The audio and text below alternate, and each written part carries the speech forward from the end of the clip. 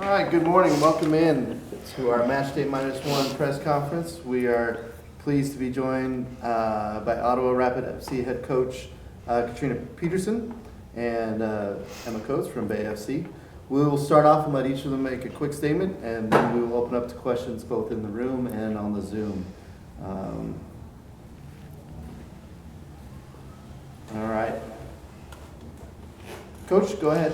Yeah, cool. Well, obviously, thank you everyone for joining us, and obviously we're really happy to have Katrine and Ottawa Rapids here. Obviously in the Bay, we're excited for the game tomorrow night. I think it serves a purpose for both of us for very different reasons, and hoping it'll be a competitive game, and we're just super excited for it. All right, thanks. Coach? Yeah, well, we are very pleased to be here. It's an opportunity for us. This is our last test game before the season starts, so a little bit different, but a great opportunity for our group to get international experience and meeting a tough competition tomorrow. But I'm looking forward to it. All right, thank you. We'll go ahead and we'll open it up to questions in the room. Paula? Good morning, Paula Maruri, 1010A, San Francisco, California. This is for Emma. Tomorrow, you guys are going to be facing Ottawa. Let's talk about the training, energy, and mentality. Yeah, obviously training's been it's been a really good week. The FIFA window, I always refer to it as a bit of a champagne problem for us with the number of players that we've had away. And I think when I look at the players that have been away, we've had some amazing performances for our players that have been on international duty, and it's allowed us to spend a little bit of time with the players that are here, and we've invited some young training players and invites in with us this week. So it's a chance for us to spend a little bit more time with them, work on IDPs, start reviewing sort of like block one, and hopefully build some momentum heading into the next block of the season. And the Ottawa game is a platform for us to do that. Emma, what player are you gonna be selecting for this match tomorrow? What Yeah. are the criteria?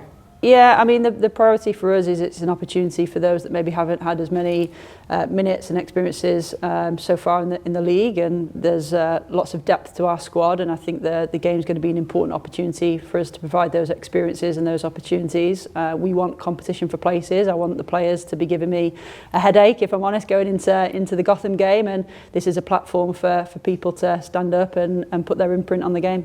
Last question for Emma. What do you think about the quick adaptation to a different game style?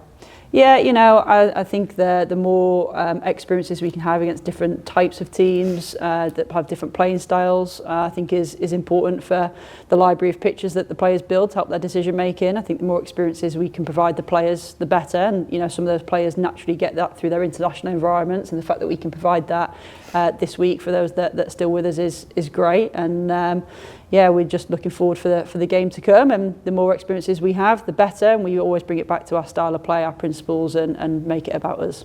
So now, thank you, Emma. Now moving to Katrine.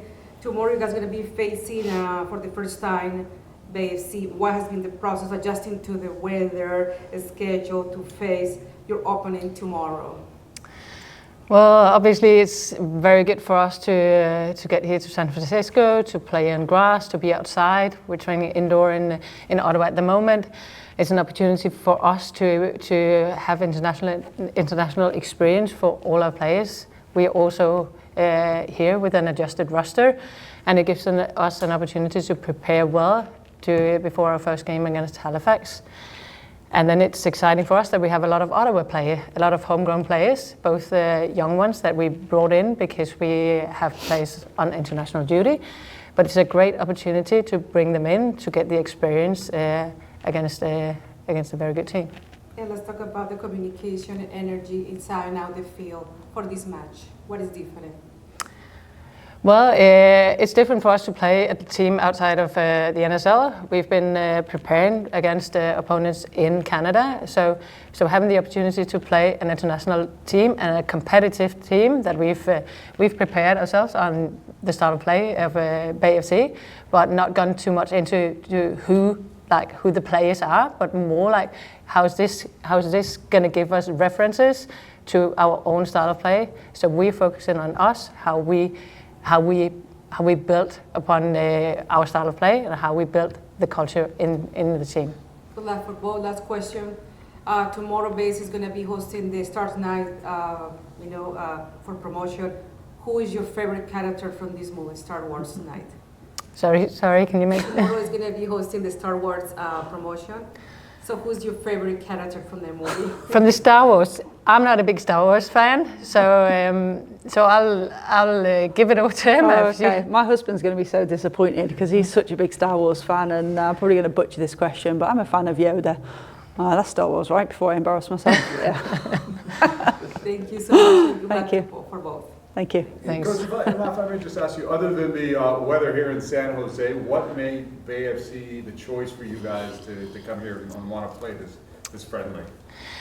Well, we are looking to get references for our team. We have played now. We're in the second season.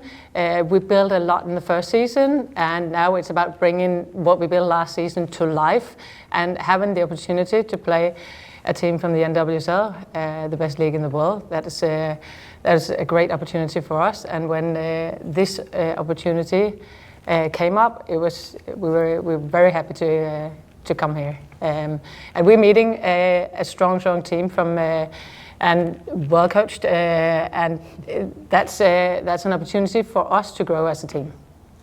Coach, with so many different players that you hope to work in, how do you hope this benefits the overall roster for everybody? I know you're saying you want headaches in terms of competition, but the players who maybe need that extra work as you prepare for the upcoming NWSL season, what do you hope they take away from this experience? Yeah, when we've reviewed sort of the first block of the season, there's a couple of themes that we want to dial up and focus on in this game, and there's a couple of connections that we'll be able to use as a platform going into the Gotham game. And I look at the next block of the season, it's a really dense period. We've got a lot of fixtures in a short period of time, and the message I gave the players is the depth of our squad is going to be really important, and this provides us a platform to make sure that everyone's fit, fresh and ready to perform whenever they're needed and called upon. And it just helps us make sure everyone's got the minutes that they needed going into the next block of the season.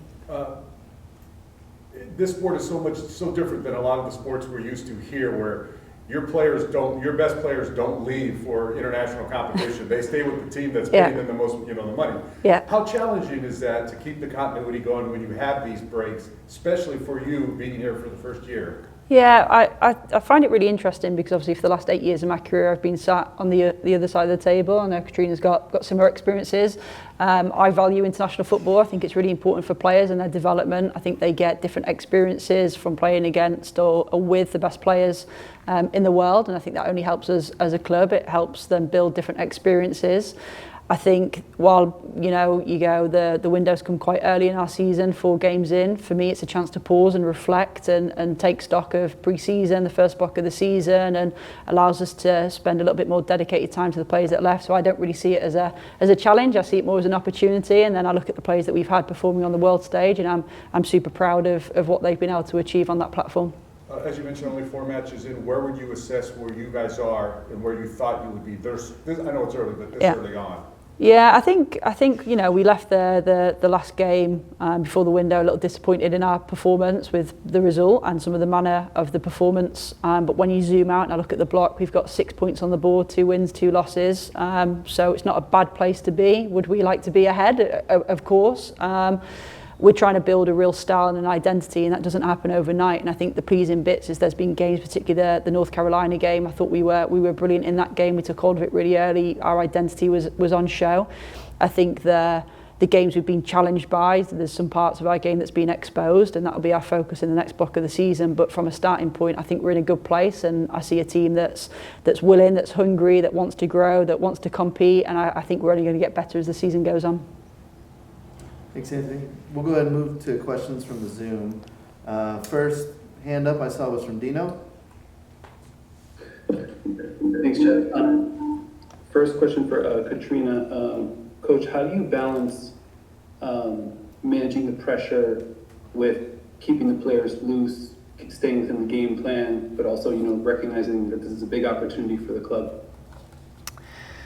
Well, it's a good question because that is what we always try to. We want the players to be prepared. We want them to be in the mental level where they perform best, and that's something that they work on, that we work on all the time. We want to go into the game being excited. We want to go into the game knowing that this is an opportunity for us, and it's another opportunity to grow.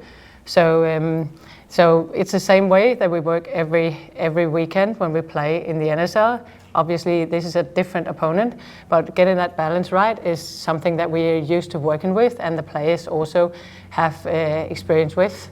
But it's a constant work to do. Thanks, And then Coach Coates, along those same lines, balancing experimentation versus like sharpening the tool set. How are you approaching the game plan here?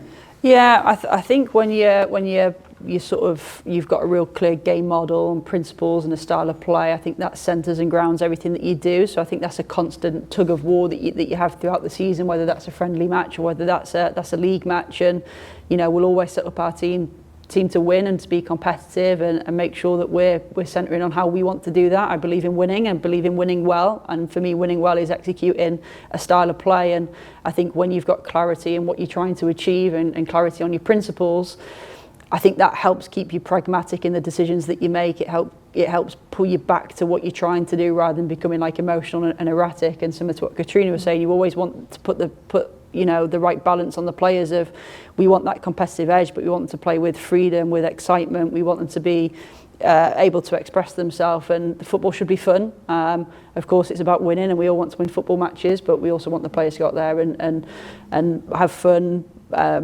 play with freedom, and hopefully it's going to be an exciting game because of that. And then one more for Coach Coates. You talk about having fun, playing with freedom. You also mentioned those IDPs earlier.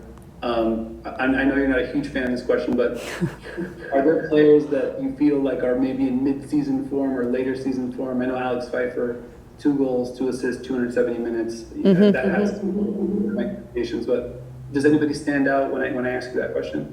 Yeah, I think lots of people stand out for different reasons. So you've got someone like Alex who's come in. She's a young player. She's come in the start of the season in really good form. You can see that from the impact that she's had on the team. I have huge belief in her as a player and think she's only going to grow and get better, and it's hard to believe her age, and that's what some of these IDP processes are around not just being satisfied with where we're at right now, but keep progressing and keep growing. And then I look at other players that have had an impact. I look at the impact that someone like Christiana and Aldi that have had coming into the team, bringing experience and leadership, and what they're doing day to day on their sort of throughout their career, and just bringing that leadership that maybe we didn't have when I think about where the squad was at the start of the season.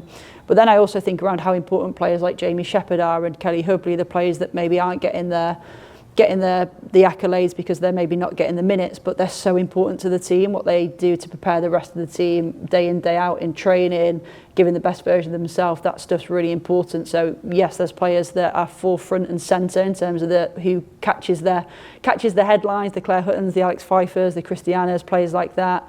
But there's also, we've got a lot of important players in our team, players that add value and players that provide the platform for us to go and perform on a weekend. So, without singling people out, I think it's a team game, and we're really lucky to have a roster and a squad full of good people and even better players. Thank you, Coach. Thanks, Steve. Up next, we have Jane Kenny. Jane? Hi, yes, hi Emma, my question's for you. You just talked about kind of navigating some of the pauses in the NWSL season, and we have a big chunk coming up when the women in NWSL are pausing for the Men's World Cup. I was just kind of curious, looking ahead, how you expect to use that chunk of time, and for the club as well to take advantage of, having such high-level soccer in the Bay.